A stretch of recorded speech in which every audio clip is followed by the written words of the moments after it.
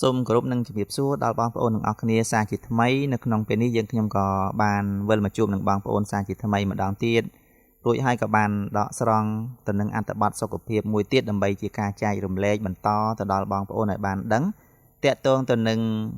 ការញ៉ាំខ្ទឹមសបានមានអត្ថប្រយោជន៍ច្រើនទៅដល់រាងកាយអញ្ចឹងបងប្អូនមិនគួរមើលរំលងទៅលើខ្ទឹមសទេបាទដោយសារខ្ទឹមសនេះមានអត្ថប្រយោជន៍ច្រើនណាស់សម្រាប់សុខភាពរាងកាយរបស់យើងបាទហើយអត្ថបទសុខភាពនេះយើងខ្ញុំក៏បានដកស្រង់ចេញពីគេហទំព័ររបស់ Hello គ្រូពេទ្យដើម្បីជាការចែករំលែកបន្តទៅដល់បងប្អូនបាទតាក់ទងទៅនឹងការញ៉ាំខ្ទឹមសមានអត្ថប្រយោជន៍ច្រើនទៅដល់រាងកាយហើយខ្ទឹមសនេះបាទគឺជាគ្រឿងទេសដ៏ល្អបាទសម្រាប់នៅក្នុងគ្រួសារនីមួយៗណាបាទអរគុណហើយនៅក្នុងនេះផងដែរយើងខ្ញុំក៏មិនចំណាយពេលយូរទេបាទយើងខ្ញុំក៏សូមគោរពអញ្ជើញបងប្អូនមកតាមដានស្ដាប់ជាមួយនឹងយើងខ្ញុំតាក់ទងទៅនឹងការញ៉ាំខ្ទឹមសនេះគឺមានអត្ថប្រយោជន៍ច្រើនទៅដល់រាងកាយ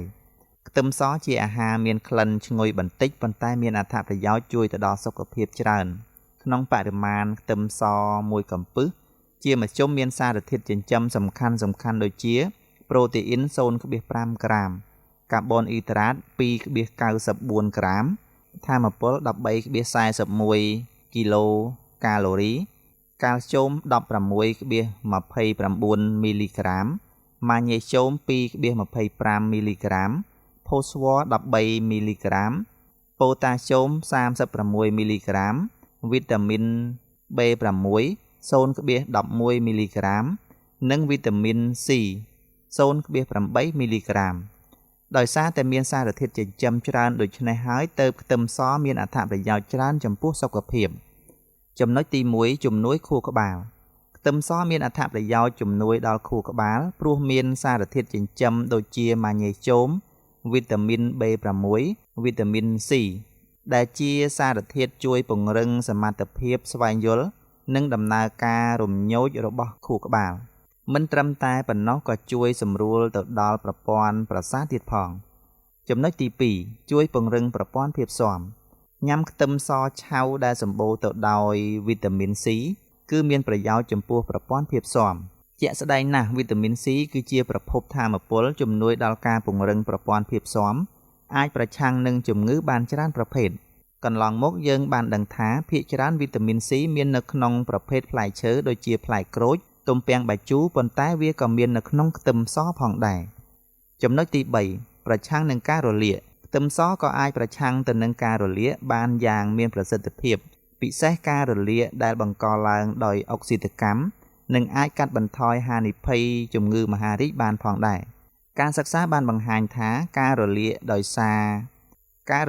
យអុកស៊ីតកម្មក្នុងរាងកាយអាចបង្កជាជំងឺរ៉ាំរ៉ៃប្រសិន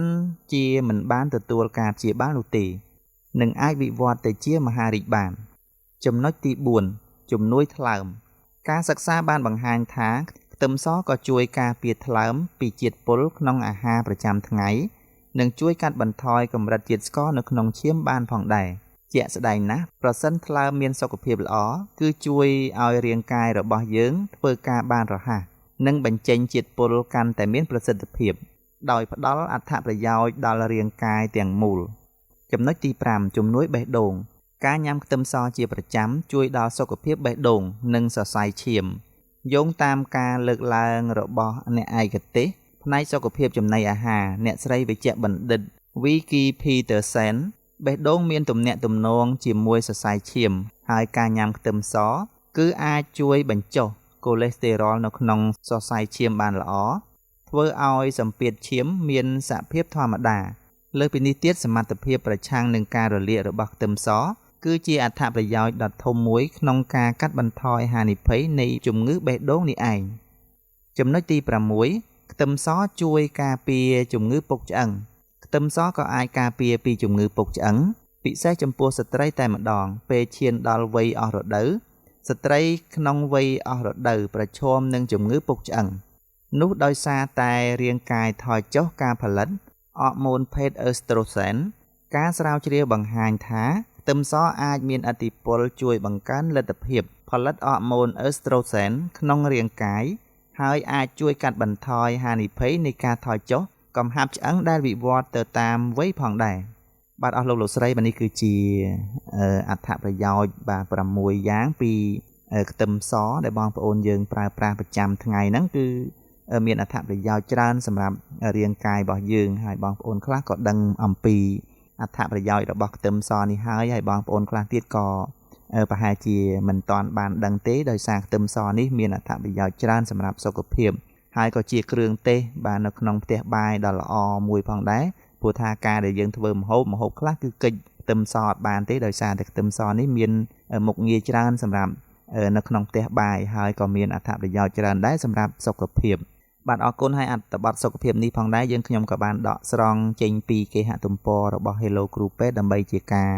ចែករំលែកអំពីអត្ថប្រយោជន៍របស់ខ្ទឹមសនេះឲ្យបងប្អូនបានដឹងទាំងអស់គ្នាហើយក៏អរគុណទៅដល់បងប្អូនទាំងអស់គ្នាដែលនិយមតាមដានស្ដាប់និងទស្សនាវីដេអូនៅក្នុង Channel អត្ថប្រយោជន៍របស់យើងខ្ញុំផងដែរហើយមួយវិញទៀតបើសិនជាបងប្អូនយើងមិនទាន់បានចូលរួមជួយចុច Subscribe សូមបងប្អូនចូលរួមជួយចុចម្នាក់មួយផងដើម្បីទទួលបានវីដេអូថ្មីក៏ដូចជាបានទទួលអត្ថប្រយោជន៍ថ្មីពីបន្លែផ្លែឈើបាទពី Channel របស់យើងខ្ញុំផងដែរអរគុណហើយយើងខ្ញុំក៏សូមបញ្ចប់ត្រឹមតែប៉ុណ្នេះមុននឹងបញ្ចប់ក៏សូមជូនពរទៅដល់បងប្អូនទាំងអស់គ្នាឲ្យជួបតែសេចក្តីសុខសេចក្តីចម្រើនគ្រប់ក្រុមគ្រួសារសម្រាប់ពេលនេះយើងខ្ញុំសូមអរគុណសូមគោរពលា